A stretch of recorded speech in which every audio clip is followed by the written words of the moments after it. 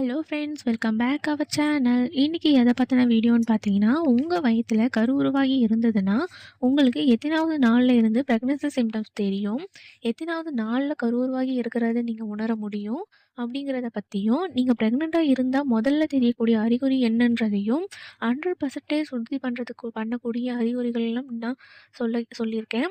இந்த வீடியோ போடுறதுக்கு main reason, நிறைய பேர் கமெண்ட் செக்ஷனில் எனக்கு 16வது நாள் இல்லை 18வது நாள் தான் ஆகுது, 20 நாள் தான் ஆகுது, இப்போவே எனக்கு ப்ரெக்னன்சி சிம்டம்ஸ் தெரியுது, இவ்வளோ இயர்லியாக ப்ரெக்னன்சி சிம்டம் தெரியுமா, இந்த ப்ரெக்னன்சி சிம்டம்ஸ்லாம் கன்ஃபார்மா அப்படின்னு கேட்குறீங்க. அவங்க எல்லாருக்குமே பதில் சொல்கிற மாதிரி தான் இந்த வீடியோ. அக்யூரேட்டாக உங்களுக்கு என்றைக்கு ப்ரெக்னன்சி சிம்டம்ஸ் தெரிய ஆரம்பிக்கும், எந்த அறிகுறி உங்களுக்கு முதல்ல ஏற்படும் அப்படிங்கிறதையும் முழுசாக இந்த வீடியோவில் கொடுத்துருக்கேன். இந்த வீடியோவை கடைசி வரைக்கும் ஸ்கிப் பண்ணாமல் பாருங்கள். அதுக்கு முன்னாடி நம்மளோட சேனலில் நீங்கள் ஃபஸ்ட் டைம் விசிட் பண்ணுறீங்கன்னா சேனலை சப்ஸ்கிரைப் பண்ணிக்கோங்க, பக்கத்தில் இருக்கிற பெல் ஐக்கானும் கிளிக் பண்ணிக்கோங்க. ஃபர்ஸ்ட்டு நீங்கள் ப்ரெக்னென்ட்னு கன்ஃபார்ம் பண்ணும்போதே உங்களுக்கு முதல் மாதம் முடிவு வந்திருக்கும். ஒரு மாதம் அப்படின்னா மருத்துவ ரீதியாக 4 வாரங்களை கொண்டது. உங்களுடைய மொத்த ப்ரெக்னன்சி சைக்கிள்லேயுமே 3 ட்ரைமஸ்டராக பிரிச்சிருப்பாங்க. முதல் 3 மாதம் அப்படின்னா உங்களுடைய ஃபர்ஸ்ட்டு ட்ரைமஸ்டரையும், செகண்ட் 3 வாரம் 4, 5, 6 அப்படிங்கிற மாதிரி செகண்ட் ட்ரைமஸ்டர் அண்ட் தேர்டு 7, 8, 9ன்னு பிரிச்சிருப்பாங்க. இதுக்கான காரணம் அப்படின்னா உங்களுக்கு முதல் 3 மாதத்தில் இருக்கக்கூடிய 4 வாரங்களில் ஃபஸ்ட்டு வாரம் இந்த பீரியட் சைக்கிள் தான். உங்களுடைய பீரியட் சைக்கிள் அப்போவே உங்களுடைய குழந்தை உருவாக ஆரம்பிச்சிடுவாங்க. இதுதான் இயற்கையாகவே நடக்கிறது. அதாவது உங்களுடைய குழந்தை கருமுட்டையாக இருக்கும், அதுக்கு உயிர் மட்டும்தான் இன்னும் வரலன்னு அர்த்தம். உங்களுடைய கருமுட்டை ஃபஸ்ட்டு வாரத்திலேயே உங்களுக்கு வளர்ந்துருக்கும். 2வது வாரம் உங்களுடைய ஓவுலேஷன் நாட்கள்.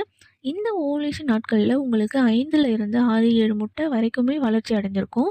அதில் ஹெல்த்தியான முதிர்ச்சி அடைந்த ஒரு கருமுட்டை ரிலீஸ் ஆகும். அந்த கருமுட்டை ஃபிலோபியன் டியூப்பில் ஸ்பெர்முக்காக வெயிட் பண்ணும். அந்த இடத்துல ஸ்பெர்மோட மீட் ஆகும். இதுதான் ஓவுலேஷன் ப்ராசஸ் நடக்கக்கூடியது.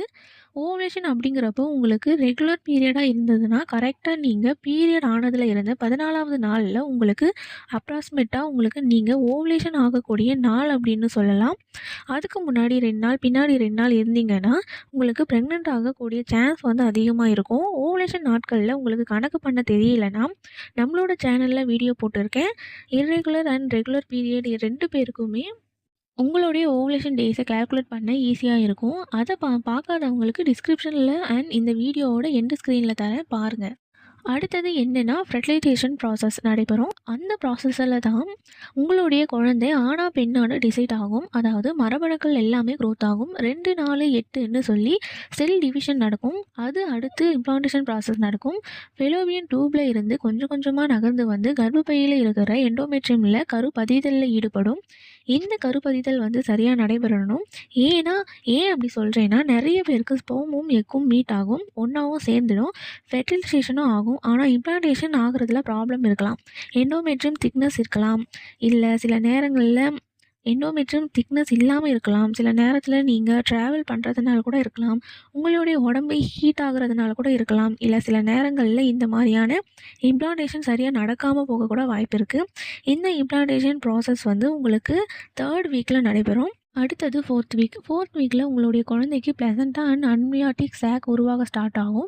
எப்படி கோழி முட்டையில் வெளியே வெள்ளைக்கரு உள்ள மஞ்சக்கரு இருக்கோ அதே மாதிரி உங்களுடைய குழந்தையை சுற்றி பனிக்கூட பையும், அதாவது நஞ்சு பைன்னு சொல்லுவாங்கள்ல, அந்த பையும் உள்ள உங்கள் கருவும் உருவாகி இருக்கும்.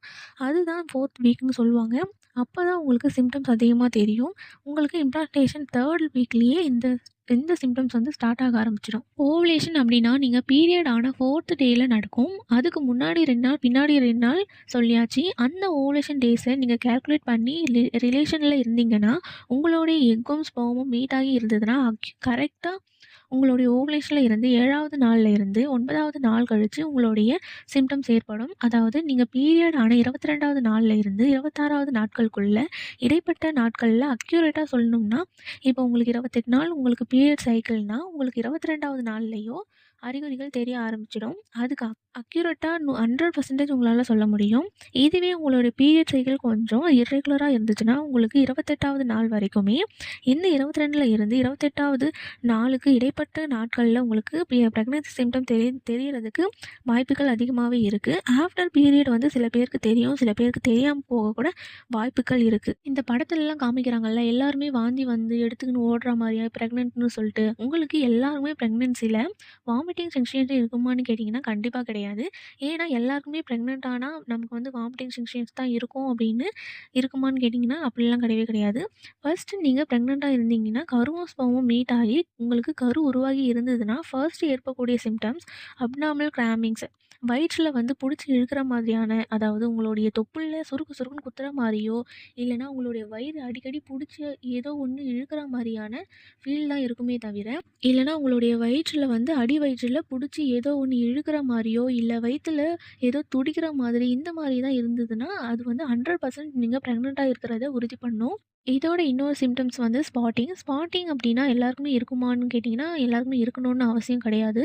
நான் ஏற்கனவே இம்ப்ளான்டேஷன் ஸ்பாட்டிங் பத்தி வீடியோ போட்டிருக்கேன். அத பார்க்காதவங்களுக்கு டிஸ்கிரிப்ஷன்ல குடுக்குறேன். போய் செக் பண்ணி பாருங்க. அந்த இம்ப்ளான்டேஷன பத்தி நெறைய விஷயங்கள் நீங்க தெரிஞ்சுக்கலாம்.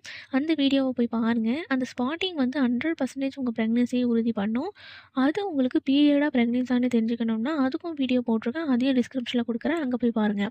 இதுதான் உங்களுடைய ப்ராசஸ்ல நடக்கக்கூடிய ஒண்ணு. இந்த சிம்ப்டம்ஸ்ல வந்து ஃபர்ஸ்ட்டா இருக்கக்கூடியது அப்நார்மல் கிராம்பிங்ஸ். அது வந்து இருக்கும். அடுத்தது ஸ்பாட்டிங் தான் செகண்டா இருக்கக்கூடியது.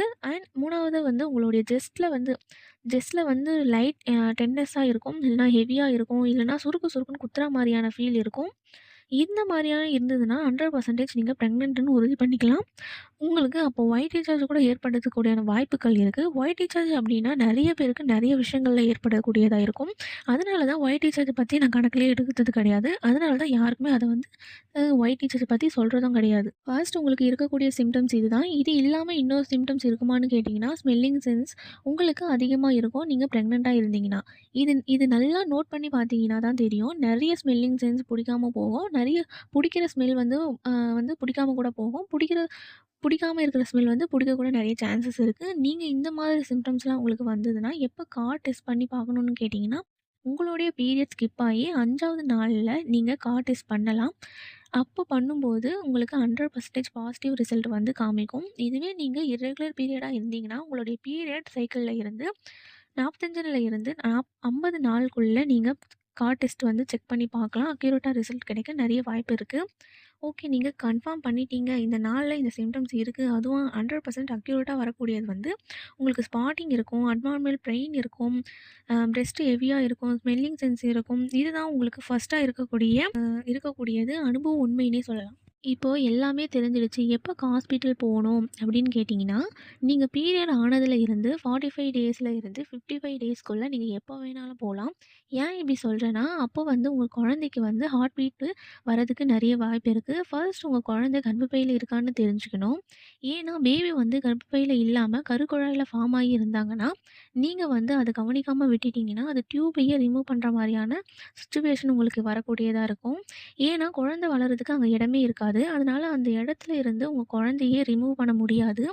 அந்த டைம்ல உங்களுக்கு டியூபோட ரிமூவ் பண்ணக்கூடிய வாய்ப்பு கூட வர சான்சஸ் இருக்கு. அதனால ஆரம்பத்திலே இதெல்லாம் கவனிச்சிடுங்க.